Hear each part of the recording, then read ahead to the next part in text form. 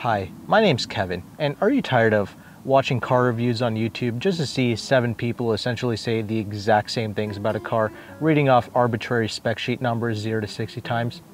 Well, here at Exhaust Sports Auto, I like to take a slightly different approach to car reviews. I like to talk about things that might matter to most humans, like living with the car, the realities of owning a car, maybe driving the car on a street with, speed limits on it. So if those are things that you can appreciate, then consider subscribing and maybe hit that notification bell so you know exactly when I post a new video. And if you want to know exactly what car I'm going to be working on for that week, consider following me on Instagram. So with that, let's play the intro.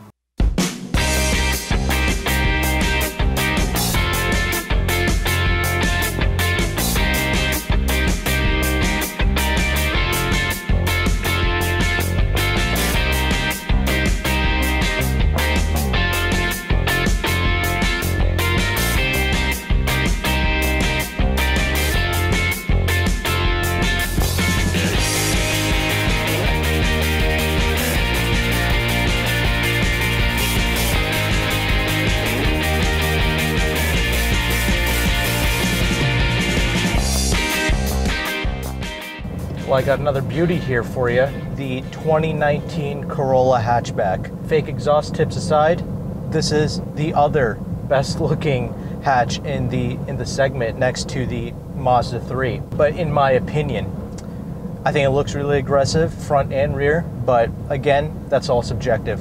What's not subjective is the way it drives, so let's get into that.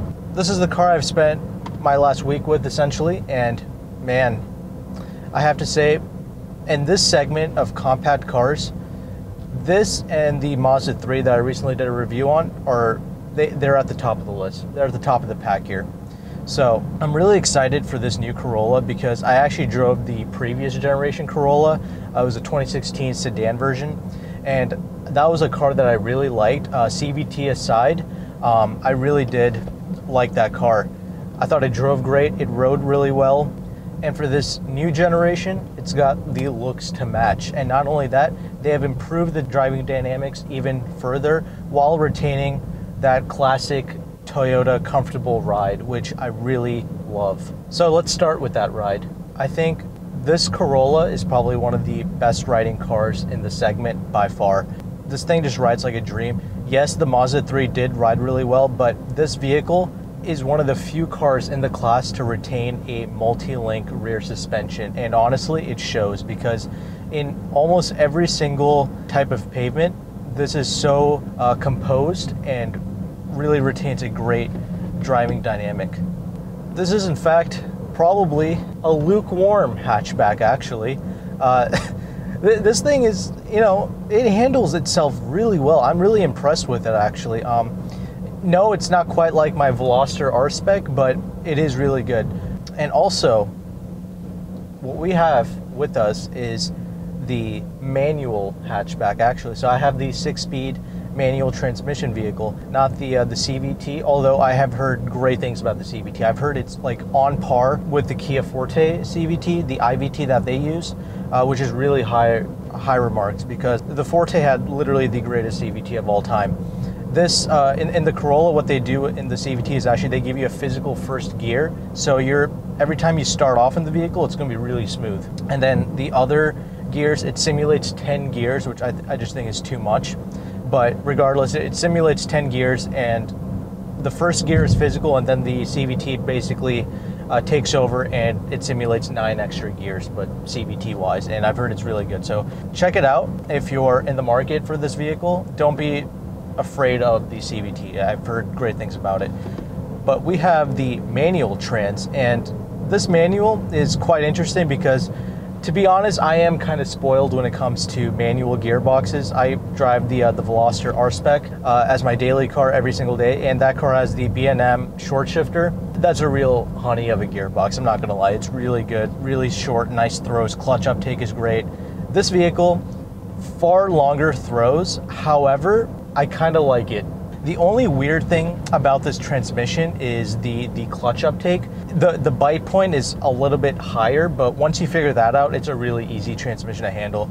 Because the throw is so long, you're never really going to confuse yourself with the gears. You know exactly what gear you're in at all times, so it makes it for a really easy manual to drive. And also it's harder to stall in this car. I've never stalled in this car once, even when I was kind of like, you know, getting used to it. It's a pretty easy manual to get used to, but being the Lukewarm hatchback, this thing has great power.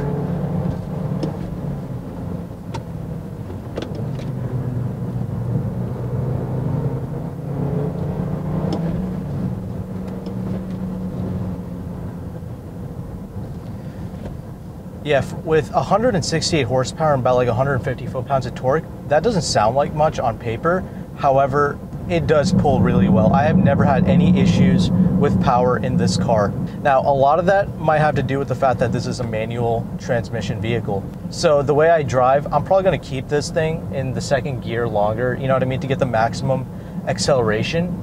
But Toyota always does this. They always give you a powerful motor for the class, despite what the numbers may lead on to. That's why I was saying that this pulls similar to the Mazda 3 with 186 horsepower, but I drove the automatic version of Mazda, so that might have something to do with it. Right now, I'm loving the power delivery and this trans. And another thing I forgot to mention about this transmission is actually, there's a button called IMT. Now, what that does is, it's actually a rev match feature. It works pretty well, I'm not gonna lie, but I just don't think it's necessary for this car, so I just turn it off. I feel like it's easy enough to rev match in this vehicle, to heel toe and all that.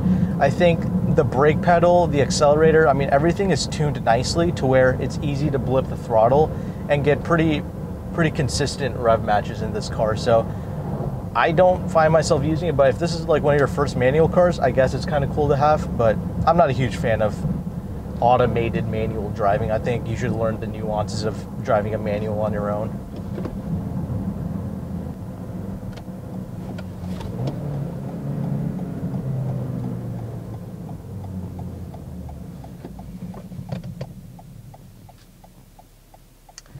So because the brake pedal is actually really well tuned, I really like the way the brake pedal is set up in this car. It's really linear, so it makes heel toes really rather predictable and easy to do.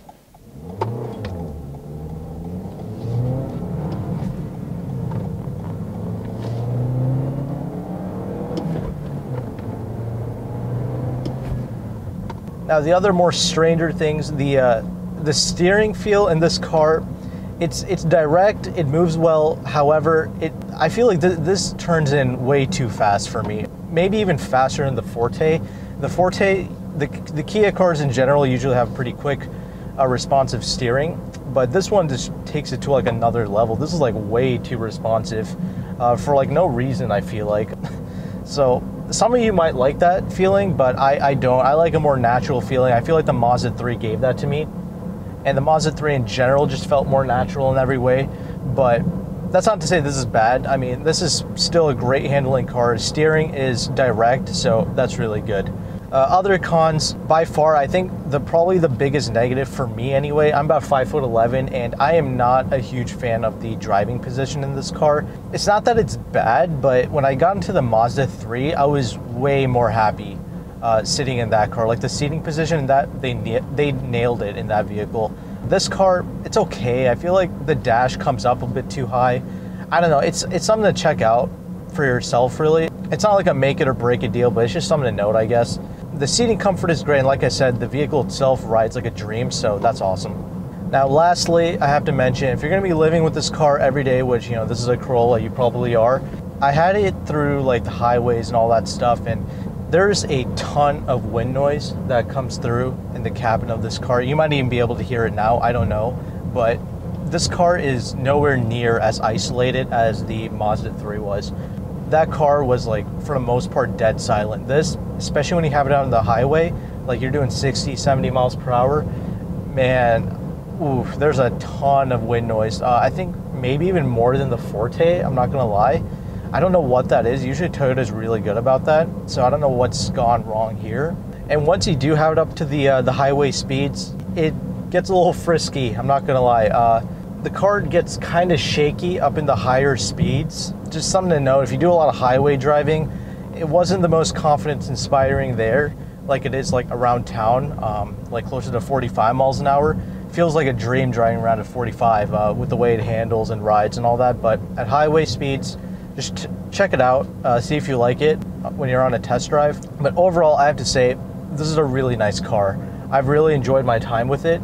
This is definitely one of the better cars in the segment. So it's definitely, you know, if you're shopping for a compact vehicle, the Corolla definitely has to be on your list for sure, because this and the Mazda 3 really take the top spot for me. But if you are looking for this car, you're doing yourself a huge disservice by not checking out the Mazda 3. If you are looking at a Mazda 3, you're doing yourself a huge disservice by not checking out this car. So with that, let's get into the interior segment of this vehicle and let's wrap this video up.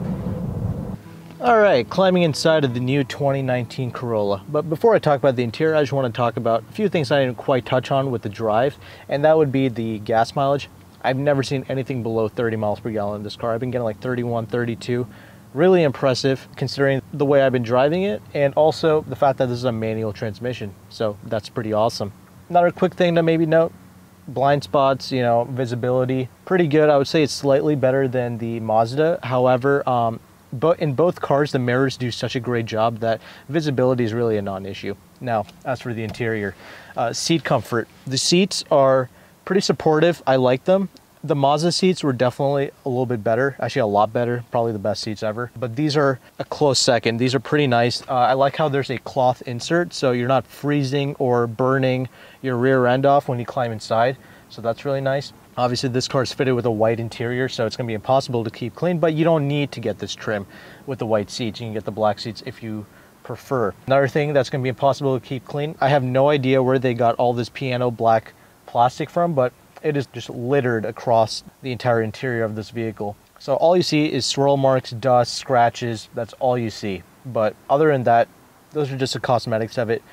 What is the actual build quality like? Perfect, actually. Not a single rattle, creak, nothing. Everything feels good, solid, love it. Steering wheel, also pretty good. Actually, I like the steering wheel. Classic Toyota stuff here, so that's pretty good. The size of it is nice. I like the attention to detail that they've given to the side door panels, like the stitchings. You know, the way they've kind of broken it up, you know, because it is the white, you know, it breaks up the interior pretty nicely. It is definitely a good look. Infotainment, you know, it's interesting. It's definitely not something I'm used to with most Toyotas. Everything about the interior, they use small, delicate buttons, so when you're driving, it's kind of hard to hit exactly what buttons, and the type font is so small. You have to get used to it pretty much. You have to know like literally where everything is to really understand it, to, you know, use it while you're moving. Really, you shouldn't be screwing with anything. But my main complaint with that is that the climate control stuff, which first of all, they did a great job separating it from the screen, so that's great. They did give you hard buttons, but like I was saying, they're so small and delicate that you kind of need to know where everything is to really use this while you're driving.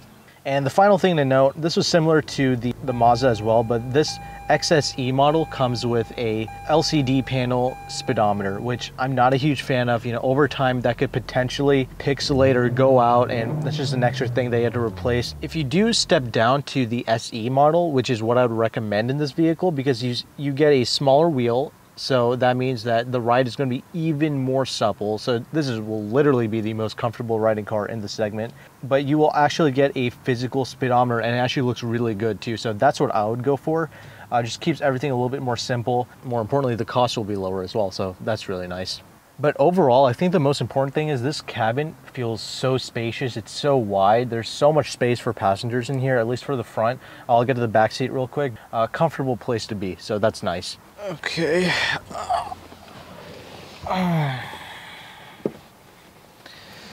Yeah, nothing to see here. Just getting inside the back of the new 2019 Corolla. Just like the Mazda 3, kind of tight back here. This seat is obviously set to my driving position at 5'11". I mean, I can fit back here. This is just like the Mazda 3. Not a huge amount of space. I mean, you're buying a compact car here. I mean, what do you expect? However, I will say the Kia Hyundai cars, the Elantra and the Forte, far more space in this segment. They give you the most amount of space for the passengers. So if that's important to you, there you go. The level of comfort still is retained back here once you are in. You have plenty of headspace, that's not an issue, but seats are still really comfortable. The quality of the door panel still remains. And while I'm back here, I guess I'll talk about the the sound system. The sound system actually sounds okay. It's the bass 6-speaker one, not the JBL or anything like that. I've heard the JBL sounds really good. Usually the Toyota systems are pretty banging. But overall, really nice interior space. I'm really digging this new Corolla interior.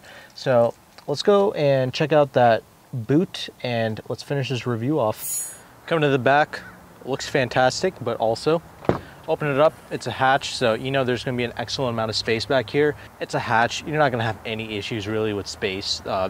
You should be able to fit absolutely everything you need back here, and of course you can fold down the seats. When you look at the practicality of cars like these hatchbacks, you wonder why you need a SUV. So yeah, there you go. Huge fan. Interior looks good, exterior looks good, plenty of space, drives good. Let's get into that conclusions now. So wrapping up this 2019 Corolla Hatch review. No BS, this is literally like one of the best cars in the segment for sure. Along with the Mazda 3, these are the segment leaders without a doubt. If you're in this segment, these are definitely two cars you're gonna wanna check out. But most importantly, this is a Toyota at the end of the day. What does that mean? It means you can close your eyes, go to a dealership and actually just finance it. You don't have to screw around with leasing or anything weird. No, you can just buy this brand new, not have to worry about this for a very long time. And that's a big deal for some people. And not just that, and because of that reliability, because it's a Toyota, this thing is gonna have killer resale value. You cannot essentially lose with this vehicle. Plus, this vehicle is just a quality product. They spend a lot of time with the attention to detail with this vehicle. Like the bonnet is essentially made of all aluminum. I think it might even be unheard of. You can actually play Frisbee with the bonnet. That's how light it is. So really great things to see. And port injected and direct injected motor, so you're not gonna have any issues with that in the long term. Yeah, I think there were some issues with the CVT transmission, but again, like I said, I'm not worried about it because it's Toyota we're talking about. They're gonna take care of their customer base. Overall, it's just a really high quality experience with a multi-link rear. It rides like a dream, easily the most comfortable in its segment. Plenty of space, practical, fuel efficient, all that. It's just a car that makes sense. Yeah, the Mazda 3 is probably still my most favorite, but you gotta pay up for that. A subscriber of mine was telling me you can get this thing for 23 grand out the door. This is the exact same car, XSE with the manual, and depending on where you are, you might even be able to get an even better price than that.